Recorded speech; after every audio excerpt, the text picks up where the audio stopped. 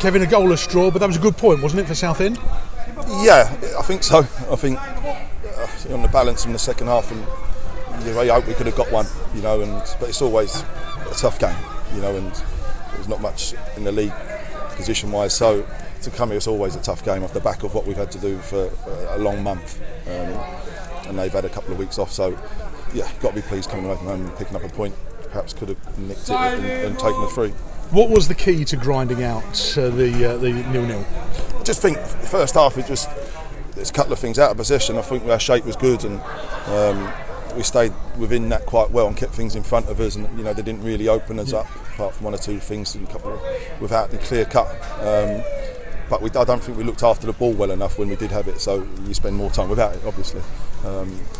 So that was a disappointing thing from us, and second half it looked like we grew further into the game. I was going to say, were you more pleased with that second period? Yeah, I think so. Better quality on the ball, and we looked like we were getting stronger as the game went on, and with the subs as well coming on, I think they did their part as well. And for a team that's played so many minutes and so many matches, I was delighted with the fitness levels to keep going. You switched things around to start with Jack Bree starting on the bench and the like. How did you feel that went? Yeah, listen, positive. We knew they would. Listen, the big guy up front who's a threat, and they have people who, they play the 7 and 11 play in the pockets that caused us a problem a little bit. So we just thought we'd be a little bit more structured and a bit, tighter in our shape with that. And Ralphie offers you that. They were a big side as well today, so size-wise it probably helped as well. And we knew Bridgie coming on, Wes coming on as the game stretched, and more space would be there for him. In the second period, there was plenty of pressure from Southend United, a hat-trick of corners, Jack Bree as well, bursting into the penalty area when we went down. What was your situation? What was your thought of that? I want to talk about the referee again.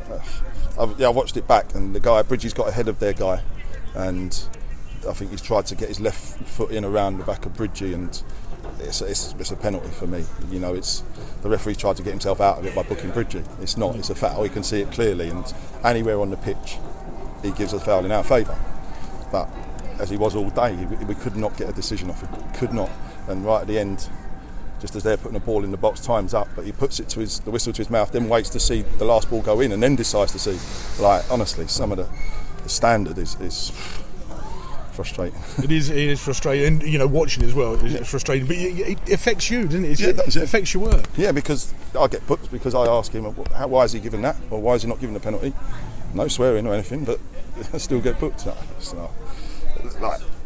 We get accountable. It's easier to get booked now, but they're not accountable. You'd like to see that? No, but just get decisions right. Like before the game, we had the meeting with their manager, and he spoke about the ref not giving cheap yellows and stuff, when he'd done the opposite when it comes to the game. And it's our job. Well, I know it is, but get them big ones right. Positive for Southend, that unbeaten run continues, and that's a credit, especially as you've mentioned already, the tight sequence of games in such a quick order. Yeah, very much so. And off the back of a period where we'd lost a few, and so to come out of that and to keep another clean sheet away from home is really good, and it keeps us going, away from home, and we can have a bit of rest this week, which is good, and be ready for next week. And just before the match, we saw Harry Taylor and indeed Ollie Kensdale and Jack Wood going through their paces. That's pleasing from everybody's point of view, that they're getting back up to speed and pushing maybe to get into a squad next time round. No, absolutely.